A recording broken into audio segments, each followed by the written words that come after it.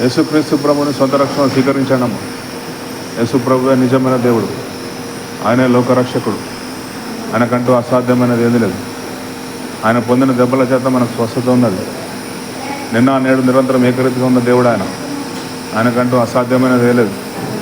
మన పూర్వీకులు చేసిన పాపాలు మనల్ని వెంటాడుతున్నాయి. ఆ పాపం తీసేయడానికి దేవుడి లోకానికి వచ్చిండు.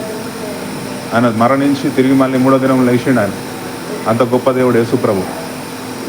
యేసుప్రభు కంటూ అసాధ్యమైనది ఏది లేదు. లోకరక్షకుడు ఆయన.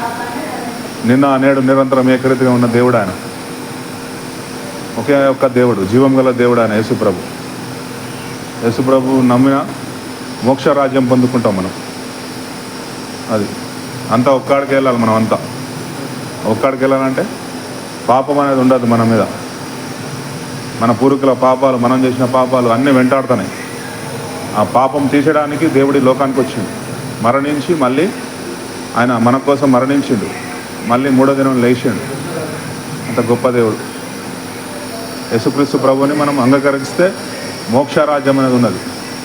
లోపల శరీరం, ప్రాణం, ఆత్మ, ఈ 3 కలిసి మనం తయారైనాం. శరీరం, ప్రాణం ఇక్కడ ఉండిపోతుంది. ఆత్మకే జీవం. మనం ఎక్కడి నుంచి వచ్చినాం మళ్ళీ అక్కడికి వెళ్ళాలి.